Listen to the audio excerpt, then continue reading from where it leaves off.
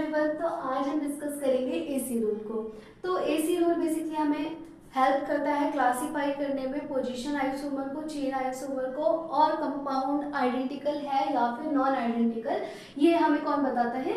AC rule बताता है। अब इसमें क्या होता है कि हमें सबसे पहले पेरेंट चेन में जितने भी कार्बन प्रेजेंट हैं उनको ऐड करना होता है। सपोज 4 कार्बन प्रेजेंट हैं, उसी तरीके से साइड सब्स्टिट्यूएंट में कितने कार्बन प्रेजेंट हैं तो उसको हम ऐड करते हैं। सपोज कर लेते हैं कि यहाँ पे 2 है, तो हम इसका एसी कैसे लिखेंगे?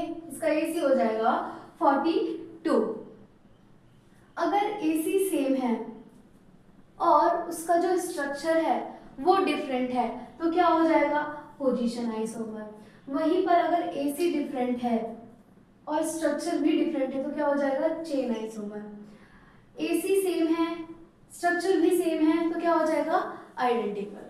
एसी सेम है, स्ट्रक्चर भी सेम है तो क्या? आइडेंटिकल। उसी तरीके से एसी डिफरेंट है, स्ट्रक्चर भी डिफरेंट है तो क्या हो जाएगा? चेन। बहुत ही इजी है याद करना। अब हम एग्जांपल देख लेते हैं। 4 कार्बन की लीनियर चेन है, यहाँ पर भी 4 कार्बन की ही लीनियर चेन है। यहाँ पर अगर हम देखें तो सेकंड पोजीशन पर ही साइड सब्स्टिट्यूएंट लगा हुआ है और एक ही लगा हुआ है तो यहाँ पे क्या आ जाएगा? 41। उसी तरीके से यहाँ पर भी अगर हम नंबरिंग यहाँ से करें तो सेकंड पोजीशन पर ही एक साइड सब्स्टिट्यूएंट लगा हुआ है तो क्या हो जाएगा? इसका भी एसी सेम है, इसका भी एसी सेम है। और अगर हम देखें तो स्ट्रक्चर भी सेम है क्योंकि सेकंड पोजीशन पर यहाँ पर भी साइड सब्स्टिट्यूएंट लगा हुआ है और सेकंड पोजीशन पर ही यहाँ पर भी साइड सब्स्टिट्यूएंट लगा हुआ है तो ये एक दूसरे के क्या हो जाएंगे? आइडेंटिकल। क्या हो जाएंगे? आइडेंटिकल। अब ये वाला एग्जांपल हम देख लेते हैं। 4 कार्बन की लीनियर चेन है जिस पर एक साइड सब्स्टिट्यूएंट लगा हुआ है तो इसका एसी क्या हो जाएगा? 41। उसी तरीके से अगर हम इसको देखें तो ये 5 कार्बन की लीनियर चेन हो जाएगी क्योंकि हम साइनाइड को भी इंक्लूड कर रहे हैं किसमें? पेरेंट चेन में। तो ये क्या हो जाएगा? 50। अब इसका एसी डिफरेंट हो गया। एसी डिफरेंट हो गया तो कुछ देखना ही नहीं है, ये सीधा क्या हो जाएगा? Chain isomer.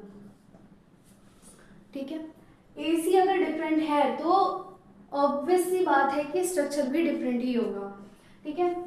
अब लास्ट एग्जांपल है 6 कार्बन की एक साइक्लिक स्ट्रक्चर है। यहाँ पर भी 6 मेंबर का एक साइक्लिक स्ट्रक्चर है। अगर हम इसकी पोजीशन को देखें, जो साइड सब्स्टिट्यूएंट की पोजीशन है दोनों ही डिफरेंट है तो इससे हमें क्या पता चल जाएगा? क्या पता चलेगा कि ये क्या है? पोजीशन आइसोमर है। इनकी क्या डिफरेंट है? पोजीशन डिफरेंट है। अगर आप कैलकुलेट करना चाहे तो 6 कार्बन पेरेंट चेन में है और 3 कार्बन साइड सब्स्टिट्यूएंट में है। उसी तरीके से 6 कार्बन किसमें है? पेरेंट चेन में है और 3 कार्बन साइड सब्स्टिट्यूएंट में है तो ये क्या हो जाएगा? आपका पोजीशन आइसोमर। तो इस तरीके से आप कैलकुलेट